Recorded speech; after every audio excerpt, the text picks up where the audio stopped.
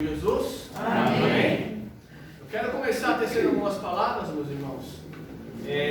Palavras primeiramente de agradecimento pela oportunidade que os irmãos têm me dado, a confiança, de estar aqui com os irmãos. E quero dizer para os irmãos que os irmãos não estão aqui por acaso. Que no momento que vocês saíram das suas casas, o seu culto já começou ao Senhor. Eu quero dizer o seguinte: eu não conheço a vida dos irmãos, não conheço o coração, sou apenas um servo nas mãos do Senhor. Mas o Senhor conhece. Muitas vezes, meus irmãos, nós nos perguntamos: será que Deus não ouve mais minha oração? Deus não fala comigo faz muito tempo. Às vezes vamos à igreja aos domingos, ou assistimos, no caso, os cultos, e parece que Deus não fala conosco. Parece que Deus, de certa forma, tem se calado. E eu quero dizer para os irmãos que o Senhor fala conosco, de diversas formas, através das circunstâncias, através do outro irmão, através até do ímpio muitas vezes, mas o Senhor também nos fala através da tua palavra, da santa e maravilhosa palavra do Senhor. Ele também fala conosco. A questão é, meus irmãos, será que Deus não tem falado? Ou será que nós não sabemos ouvir? Essa que é a grande questão. Será que os nossos corações estão abertos a ouvir a voz do Senhor? Ou será que a palavra entra por um ouvido, como diz o ditado popular, e sai pelo outro? Porque nós precisamos, irmãos, aprender a meditar na palavra do Senhor, a ruminar esta palavra, Então a palavra é pregada no domingo, por exemplo, nós temos que ruminar, nós temos que interiorizar esta palavra, para que ela dê fruto. Porque nós aprendemos que a palavra do Senhor, ela é viva e eficaz, mas quando ela é praticada em nossas vidas, Porque se a Bíblia ela não for praticada, não tem nenhum efeito. Mas quando ela é praticada, ela tem grande mudança.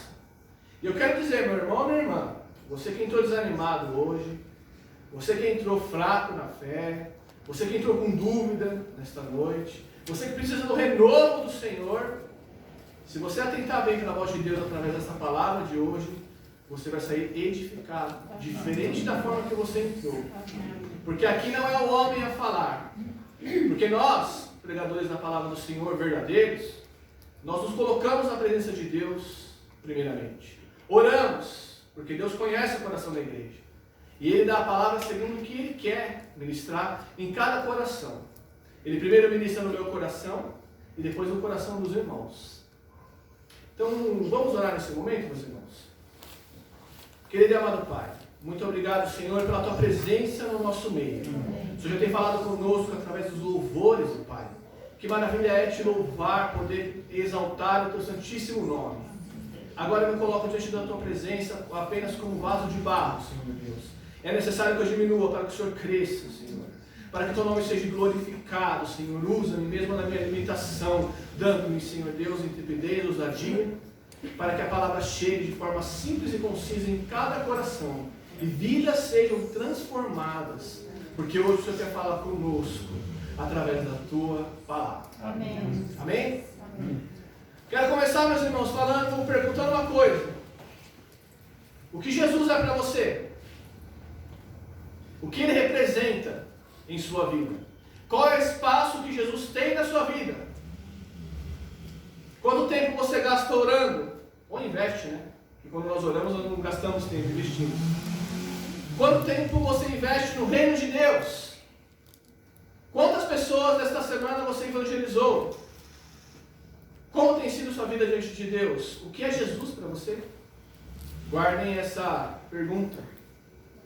O quanto ele é importante na sua vida? Será que Jesus é o mais importante na sua vida? Ou será que ele é só importante? O que ele é para você? Um grande profeta? Um legislador? Um governador? Um exemplo a ser seguido? O que ele é para você? O que ele significa para você? E é isso que nós vamos ver nessa noite. Peço que os irmãos abram as vossas Bíblias no Evangelho de João. Evangelho maravilhoso, É o meu preferido, meus irmãos. Evangelho de João, capítulo 1. Leremos do versículo 1 ao 5. Texto muito conhecido, muitos irmãos sabem de cor. mais profundo. Todos acharam? O barulhinho de algumas páginas, isso é bom, né? Irmãos estão consultando na palavra, mesmo lá sentados, mas com toda a reverência à palavra que é do Senhor, vamos ler.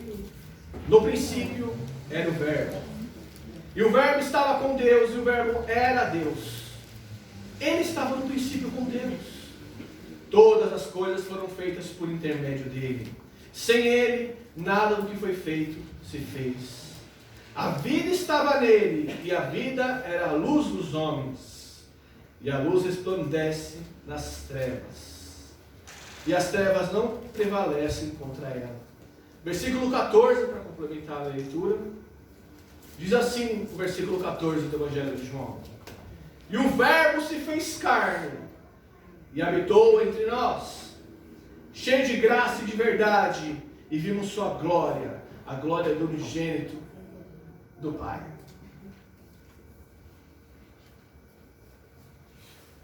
Hoje em dia, meus irmãos, já se tem um consenso entre os historiadores, né? Que houve um homem chamado Jesus, que viveu há mais de 2000 anos atrás. Então, mesmo no meio acadêmico, nós podemos ver, né, que a ciência tem provado que houve um homem chamado Jesus, que viveu ali perto de Jerusalém, há mais de 2000 anos atrás. Então, hoje em dia, a dificuldade não está no fato de provar que Jesus existiu, porque isso é um fato. Quase todos acreditam nisso. Mas muitos acreditam somente como Jesus histórico, né? Alguém que passou na história, né? Semelhante a Maomé, semelhante a Buda, né? Mas nós vamos ver nesta noite o que a Bíblia diz a respeito de Jesus. O Evangelho de João ele foi escrito mais ou menos em 70 depois de Cristo, onde os evangelhos sinóticos, que é Mateus, Marcos e Lucas, já estavam em circulação há pelo menos 30 ou 40 anos. Então, o Evangelho de João, o apóstolo João escreve o Evangelho de João. O Evangelho é totalmente diferente dos outros, porque fala muito a respeito da natureza de Cristo, né? Do que ele realmente é. João se esforça aqui, meus irmãos, logo no princípio, para nos mostrar, mostrou para as pessoas da época, né? Mas para nos mostrar também que Jesus, ele não é só um legislador, ele não é um governador somente, ele não é somente um exemplo a ser seguido, também, mas que Jesus é Deus. Qualquer ensinamento, pode fixar isso, que não te leve a crer que Jesus é 100% homem e 100% Deus, não é bíblico. Crer em Jesus, todos creem, no sentido que ele existiu, como personagem histórico, né? Mas crer em Jesus, como a Bíblia nos ensina, como Deus, aí é necessário um novo nascimento. Aí é necessário, né, realmente uma entrega ao Senhor. Então João começa dizendo que Jesus é quem? O Verbo de Deus. Em primeiro lugar, o Verbo é eterno. Ou seja, quando Deus criou os céus e a terra, relato de Gênesis, né, Jesus já existia. O princípio que João usa aqui não é o princípio da terra. Não é quando Deus criou os céus e a terra, né? A terra, porém, era sem forma e vazia, né? Estou citando Gênesis 1. O princípio que João fala aqui, no princípio era o Verbo, é no princípio de todas as coisas. É antes de Deus ter criado todo o universo. Meus irmãos, nós somos pequenos. A Terra é um pálido ponto azul no universo. Só a nossa galáxia, a Via Láctea, ela tem 200 bilhões de estrelas. E existem 200 bilhões de galáxias, com trilhões e trilhões de estrelas. E nós ainda achamos que somos algo, meus irmãos. Nós ainda achamos, né, que podemos algo por nós mesmos. É o lento engano. Então, Jesus sempre existiu. Ele é o Verbo de Deus. O Verbo é uma pessoa igual ao Pai, em essência, mas distinto em natureza. O Verbo estava com Deus. Ele estava no princípio com Deus. Antes da criação do universo, Jesus existia em plena comunhão com o Pai. Por isso Jesus disse que nos amou, com o mesmo amor que o Pai o amou, desde antes da fundação do mundo. Então, ou seja, Jesus sempre existiu com o Pai, desde antes da fundação do mundo, de todas as coisas. E ele sempre existiu, né, o verbo de Deus, que é Jesus, né, em plena comunhão com o Pai. Só nesses dois pontos, né, meus irmãos, dá para perceber a responsabilidade que eu tenho como pregador de falar do verbo de Deus. Eu não estou falando somente de um rei famoso, de um grande rei.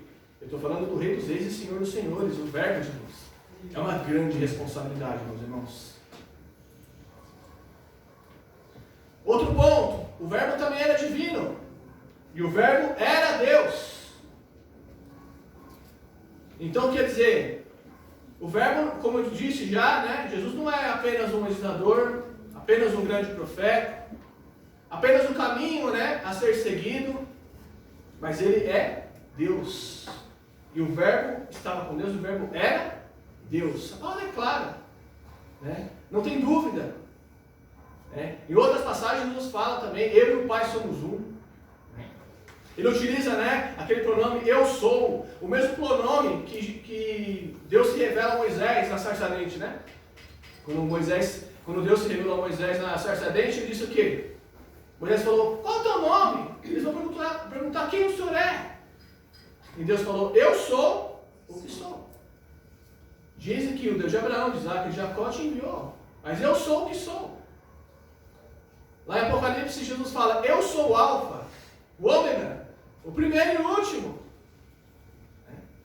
Então, meus irmãos, a forma que nós temos que crer em Jesus é essa. Ele é Deus. Outro ponto a respeito do verbo, estou trabalhando a questão do verbo de Deus, que é Jesus. O verbo também é criador de todas as coisas. Versículo 3. Todas as coisas foram feitas por intermédio dele, Jesus. E sem ele, nada do que foi feito se fez. É interessante o relato de Gênesis. Claro que o judeu, né, ortodoxo, ele não vai ter a mesma interpretação do que nós que conhecemos a Cristo, né? Mas se nós lemos o relato de Gênesis, o que acontece? Deus disse, haja luz e houve luz. Deus disse, e tudo foi se criando, tudo foi acontecendo. Esse é o Logos, é o verbo de Deus. Então Deus fez todas as coisas por intermédio de Jesus. E sem ele, a palavra é clara em dizer, nada do que foi feito teria sido feito. Ou seja, se não fosse por ele, nada existiria, muito menos nós. Então Deus fez todas as coisas por intermédio de Jesus.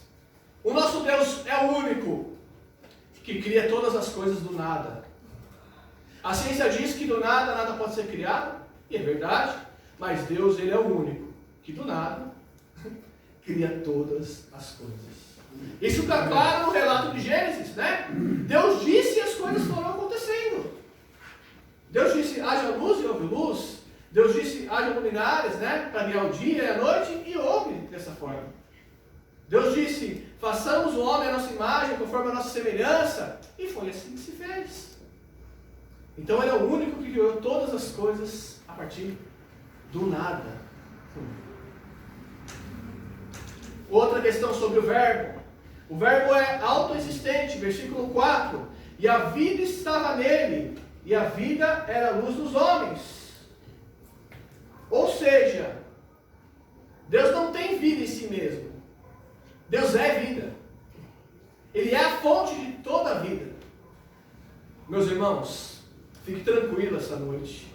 A sua vida e a minha vida estão nas mãos de Deus. Amém. Aliás, a vida de todos os seres humanos estão nas mãos de Deus. Ele é o autor da vida. Por isso que Jesus fala, eu sou o caminho, a verdade e a vida. Olha aí, Jesus fala que ele é a vida. Ora, se Deus é a vida e Jesus está falando que ele é a vida, logo Jesus é Deus. Ele é a vida que dá luz a todos os homens. Então Deus, ele é criador de todas as coisas e sustentador de todas as coisas. E como Deus sustenta todas as coisas? Nós vimos já. através de Cristo Jesus. Ele sustenta todas as coisas através de Cristo Jesus. Meus irmãos, se você olhar fria, estudar sobre a natureza, você vai chegar à conclusão que existe alguém que criou as coisas, né? Existe um Deus, uma energia que criou todas as coisas. Mas, meus irmãos, para conhecermos um Deus pessoal, que nós vamos ver essa noite, é só através de Cristo. Porque o Verbo se fez carne e habitou entre nós. Nós vamos chegar lá. O Verbo é a luz que permanece também. A luz resplandece nas trevas, e as trevas não prevaleceram contra ela. Jesus falou para Pedro: edificarei a minha igreja, e as portas do inferno não prevalecerão contra ela. Se nós estamos aqui esta noite é porque as portas do inferno não prevaleceram contra a igreja. A Bíblia é o livro mais... A Bíblia é o livro mais perseguido, mais queimado. Os servos e as servas de Deus foram martirizados pela palavra do Senhor. E ainda hoje ela permanece firme, porque Deus a guardou. E o que nós aprendemos com isso, meus irmãos? Nós vimos o verbo de Deus, que é Jesus, e como nós devemos crer. Nesta noite, você crê em Jesus como Deus? Amém. Amém? Se você crê nele como Deus, você já é salvo em Cristo Jesus. Mas se tiver qualquer outra crença a respeito dele que não for esta, é contra as Escrituras. É interessante, meus irmãos, a Bíblia, ela é um livro histórico também. Ela revela quem Deus é, né? A Bíblia revela que Deus é bom, que Deus é amor, que Deus é santo, que Deus é justo, né? Mas a Bíblia também revela quem nós somos. Quem é o homem? Se os irmãos olharem para o Antigo Testamento, nós vamos ver a maldade do homem. Desde o Éden, quando Adão pecou, né? Tomou do fruto, e o pecado entrou no mundo, né? E a partir dali todos pecamos, né? Do primeiro Adão, né? O apóstolo Paulo fala isso. A partir disso, do primeiro Adão, todos nós somos pecadores. E aí tudo foi de mal a pior, né, meus irmãos? Depois teve o primeiro homicídio com Caim, matando o seu irmão Abel. Depois teve a Torre de Babel, onde os homens queriam, né, construir uma torre que alcançasse o topo dos céus, que se Deus mandasse o dilúvio novamente, eles não iriam ser destruídos. Teve o dilúvio.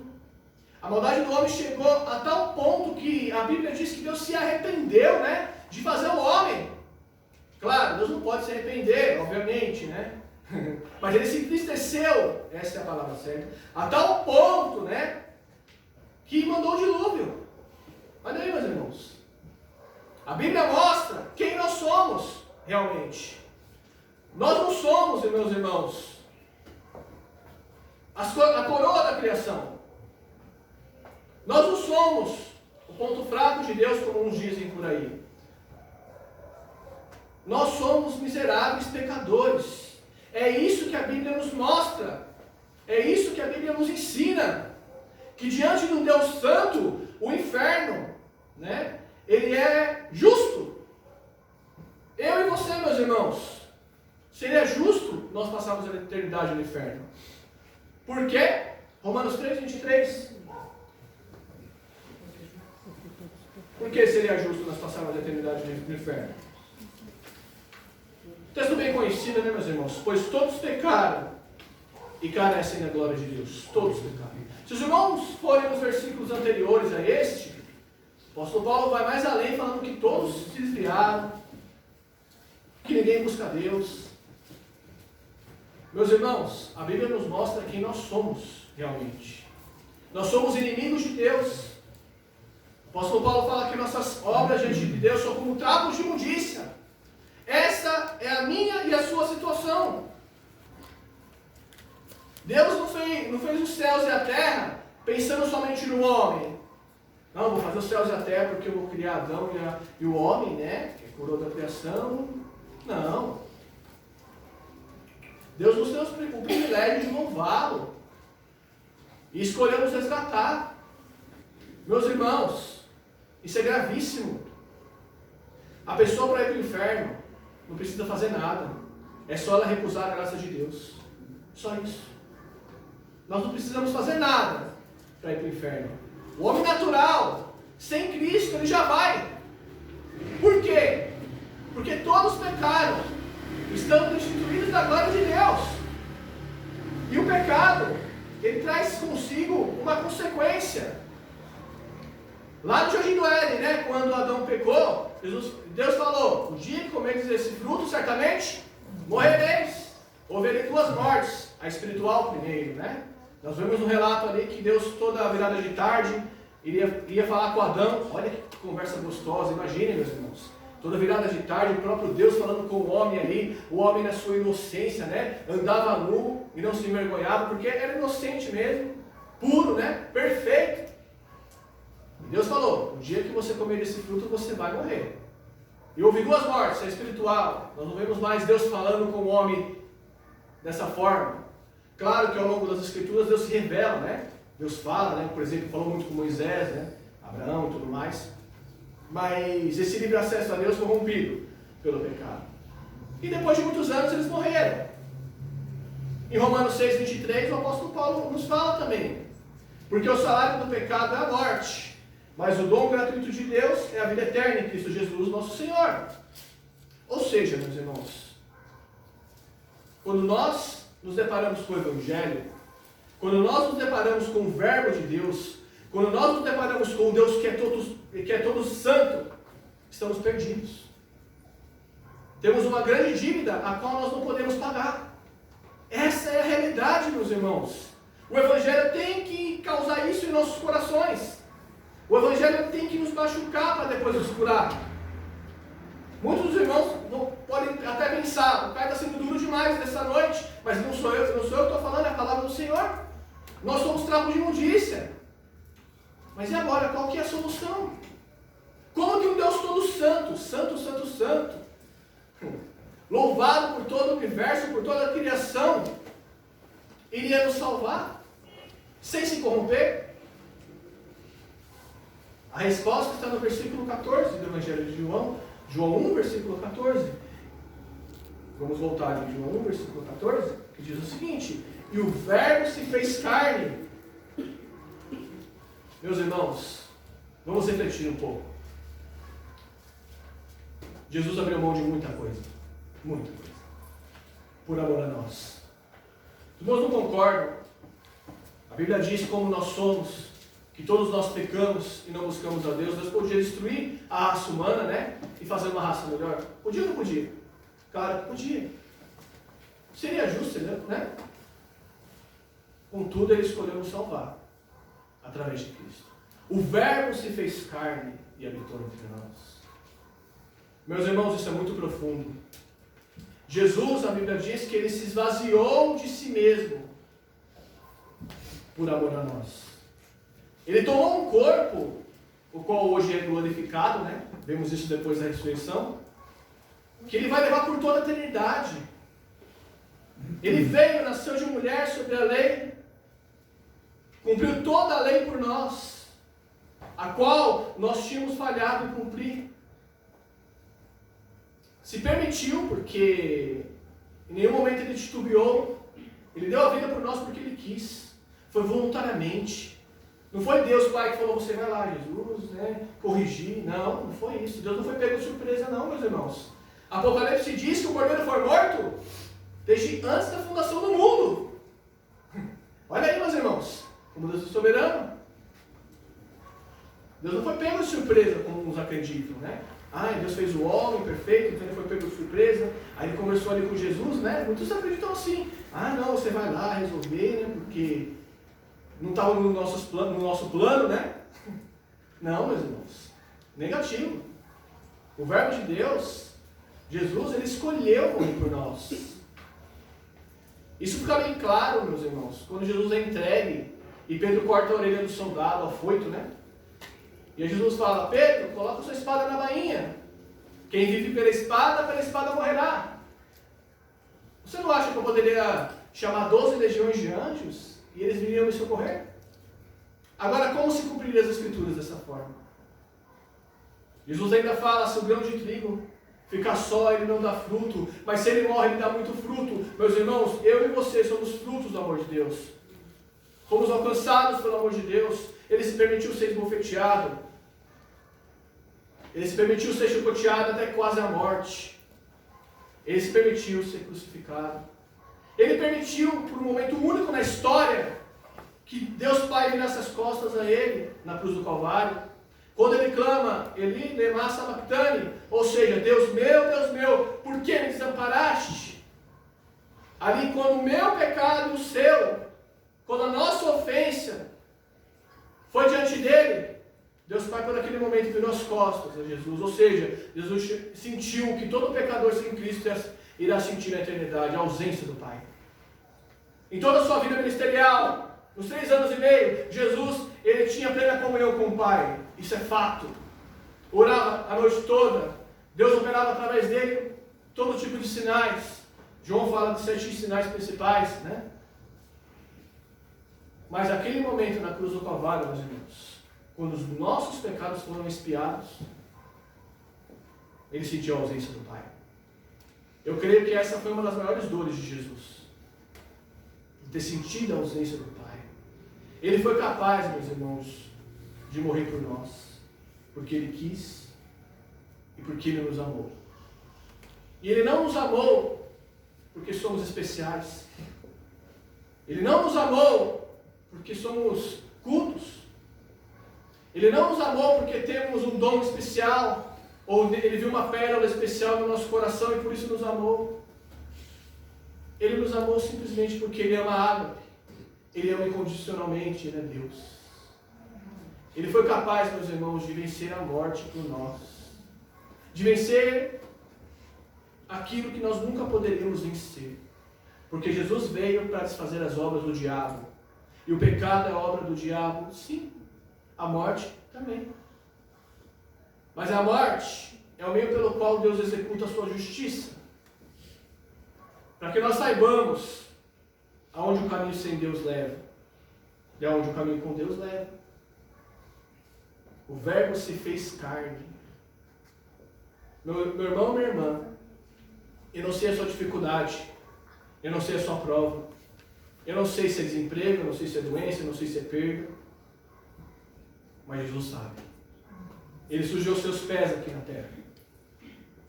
Ele chorou, ele sentiu dor, ele sentiu frio no deserto, ele se angustiou no Getsemane, suando gotas de sangue. Em qualquer momento ele poderia pensar e rogar ao Pai, me livra disso, e o Pai livraria ele na hora. É por isso que quando Jesus está na cruz do Calvário, os líderes judeus passam e falam, salva os outros, salva-se a si mesmo. O diabo sabia que Jesus poderia descer da cruz a qualquer momento. E tentou até o final, né, que ele desistisse disso. E mesmo em agonia ali no Getsemane, meus irmãos, mesmo suando gotas de sangue, os discípulos não conseguiram vigiar com ele 1 hora. Pedro, que falou que nunca ia abandoná-lo, dormiu em menos de 1 hora. Jesus chega para ele e fala, Pedro, você não pode vigiar comigo 1 hora? Ou seja, é como se Jesus falasse isso, não está na Bíblia, né? É como se Jesus falasse isso. Poxa, você falou que ia morrer por mim, mas não consegue orar comigo 1 hora? Meio incoerente, né? Mas meus irmãos, ele foi abandonado por todos. Mesmo assim, ele se submeteu totalmente à vontade do Pai, para que hoje nós tenhamos esperança. Meus irmãos, parem para pensar 1 minuto. O que seria de nós, se não fosse Ele?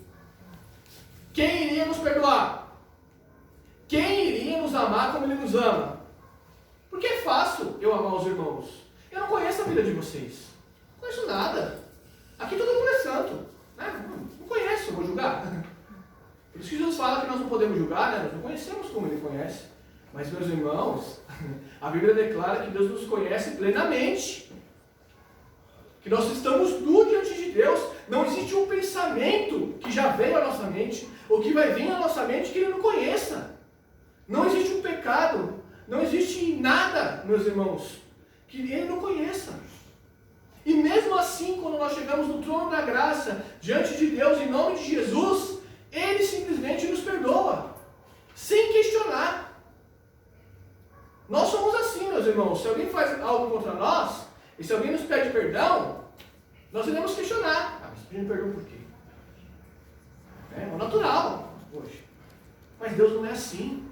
E olha, meus irmãos, que notícia boa. Alguns irmãos, claro que sabem disso, mas é bom lembrar.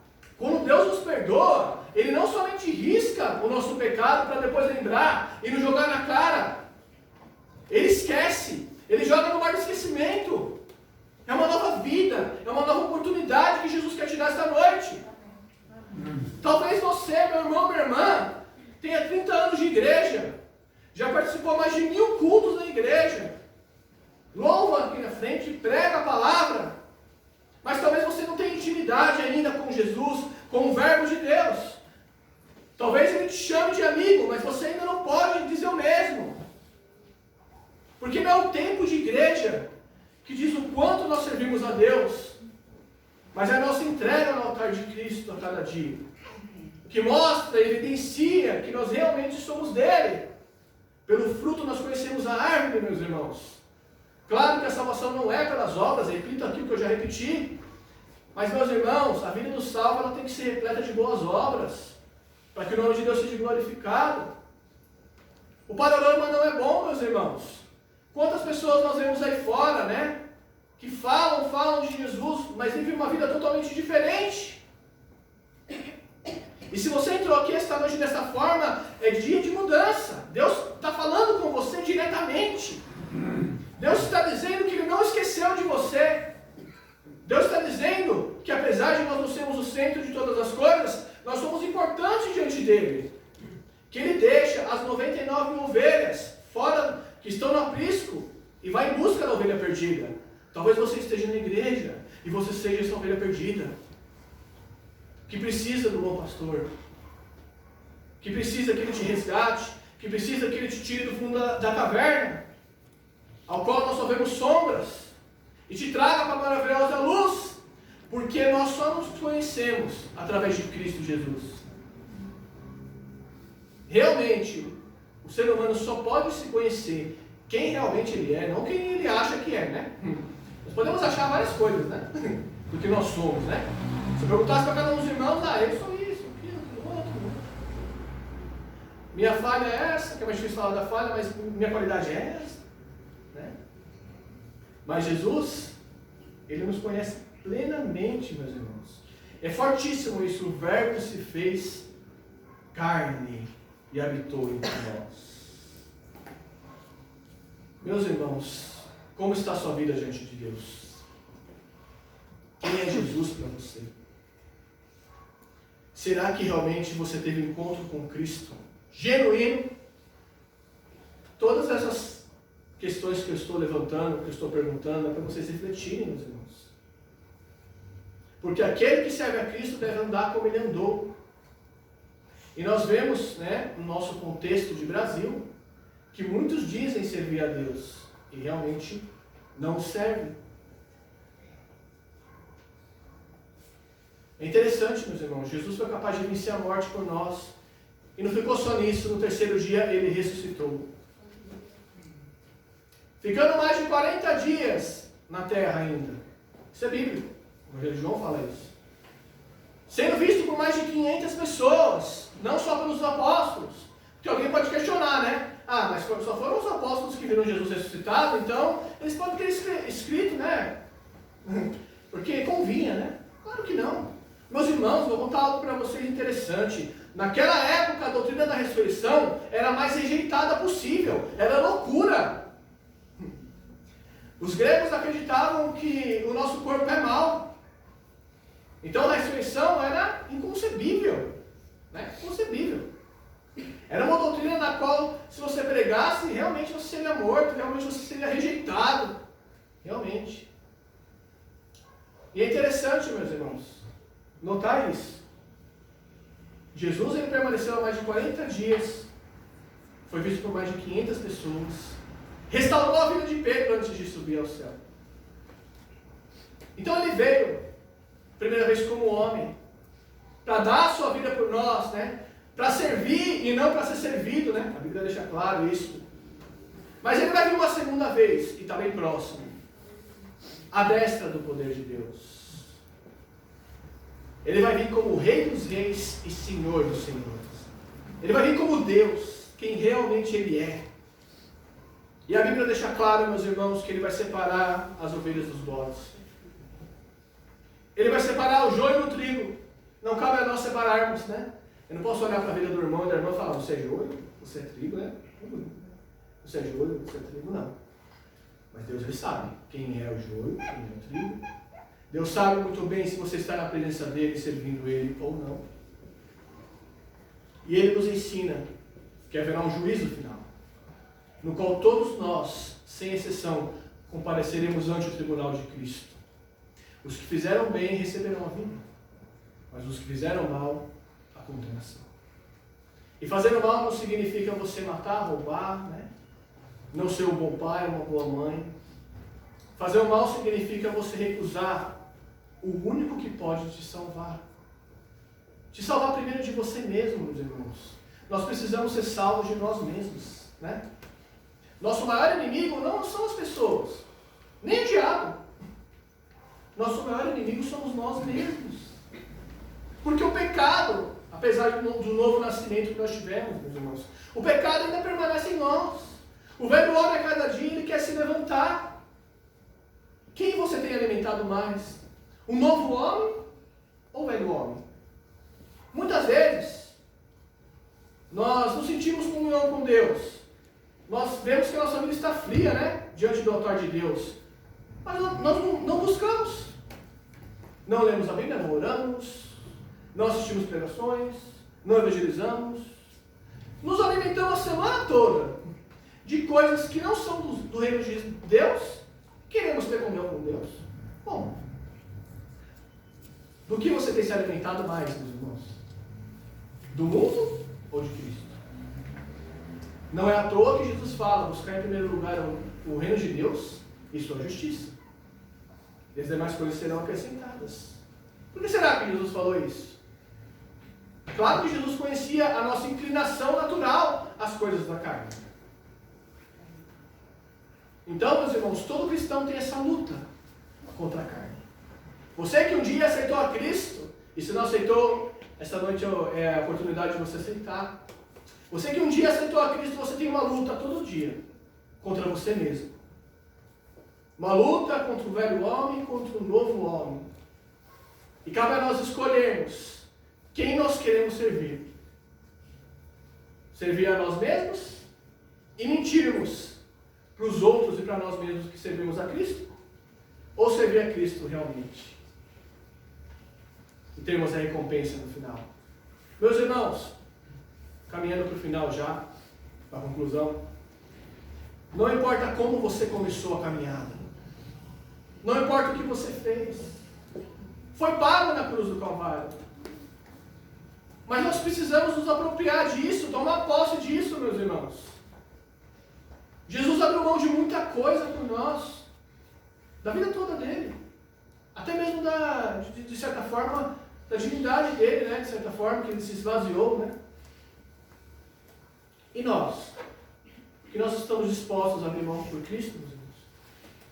Será que se hoje Deus pedisse que nós entregássemos nossa vida a Ele, nós estaríamos preparados? Responda com sinceridade no seu coração. Porque é muito fácil servir a Deus onde não há perseguição. Né? Muito fácil pregar aqui na igreja, meus irmãos. Todo mundo é crente, quase todo mundo, né? Os irmãos vão aceitar a palavra. Mas é mais difícil pregar onde a palavra é rejeitada. Mas é onde as trevas são mais densas que a luz de Cristo resplandece. Porque a luz de Cristo resplandece nas trevas. Quem você tem sido diante de Deus? Reflita. Quem tem sido o Senhor da sua vida? Será que é Jesus que é o Senhor da sua vida? Ou será que é você mesmo? A quem você tem servido? A Deus ou a si próprio? Quem tem sido mais importante na sua vida? Quem é Jesus para você? Que nessa noite você saia com essa certeza que Jesus é o Verbo de Deus que se fez carne. E Ele habita em nós porque Ele nos ama. Minha confiança está no fato que Jesus pagou um alto preço por mim. E não vai abrir mão fácil da minha vida. Porque todas as ovelhas que o Pai deu a Jesus, nenhuma delas se perdeu. Jesus tem guardado a nossa vida, e se nós estamos aqui esta noite, porque Ele quer transformar as nossas vidas. Glória a Deus. Porque Jesus nos chamou para que nós tenhamos vida, e vida em abundância. Muitos cristãos vivem uma vida medíocre, porque não buscam intimidade com Deus. Você escolhe qual tipo de vida você quer escolher, né? Jesus já fez tudo por nós. Ele nos salvou, já pendurou nossos pecados no madeiro, né? Ele ressuscitou, venceu a morte por nós, né? Já nos deu a certeza da vida eterna, né? Prometeu que vai voltar, e se Ele prometeu, Ele vai cumprir. Mas cabe a nós escolhermos, meus irmãos, qual tipo de cristão nós queremos ser. Um cristão meia boca? Um cristão sem autoridade no falar? Ou um cristão que vive realmente o Evangelho cheio do Espírito Santo de Deus? Algo que nós vemos interessante, né, nos servos de Deus, de forma geral, mas nos apóstolos, no Pentecostes e tudo mais, é que eles eram cheios do Espírito Santo de Deus. Não eram homens que fizeram pós-doutorado, faculdade, né? Não eram os mais cultos da época, pelo contrário, né, pescadores, letrados, mas eles tinham algo em comum. Eles eram cheios do Espírito Santo de Deus. E se nós, como igreja de Cristo, formos cheios do Espírito Santo de Deus, com certeza, nós faremos diferença na nossa vida e na vida das pessoas ao nosso redor. Que Deus abençoe cada um dos irmãos. Essa foi a palavra que Deus colocou no meu coração. Eu estou orando com os irmãos mais uma vez, e depois eu passo a palavra para o grupo de louvor. Querido Pai, que privilégio é poder te chamar de Pai. Antes nós estávamos longe de Ti, longe da Tua presença. Tua palavra nos deixou claro hoje que nós pecamos e estávamos separados da Tua glória. Andávamos desgarrados como ovelhas que não têm pastor. Mas o Senhor, que é o nosso bom pastor, viu a nossa vida mesmo no lamaçal de pecado e nos resgatou. Muito obrigado, Senhor, porque o Senhor se fez carne. Muito obrigado porque o Senhor foi capaz de nos amar desde antes da fundação do mundo.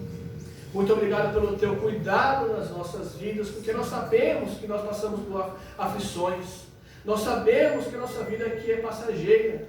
Nós sabemos disso, mas nós confiamos que o Senhor irá voltar novamente. Nós confiamos que não depende de nós, mas depende do Senhor, e é a sua graça que trabalha em nós, que faz tanto querer quanto efetuar. Pai, eu oro pela vida de cada um dos irmãos e irmãos que estão aqui esta noite, presente e assistindo também. Eu oro para que o Senhor venha quebrantar cada coração. O Senhor tem a forma toda especial do Senhor de trabalhar em cada coração. Então, ao começar do meu coração, trabalhe em nossos corações e nos torna cada dia verdadeiros adoradores, que te adora em espírito e em verdade, Pai. Que nós venhamos nos achar dignos da Tua presença quando o Senhor voltar, preparados em santidade na Tua presença, para que toda a glória seja Tua, Senhor Deus, e não venhamos nos arrepender daquilo que nós não fizemos. Muito obrigado por tudo que o Senhor tem feito em nossas vidas, pelos milagres que o Senhor tem executado nas nossas vidas, porque o Senhor tem sido maravilhoso nas nossas vidas, Pai. Muito obrigado pelo dom da vida. Muito obrigado por esta oportunidade única de nós te louvarmos. Em nome de Jesus que nós oramos. Amém. Amém.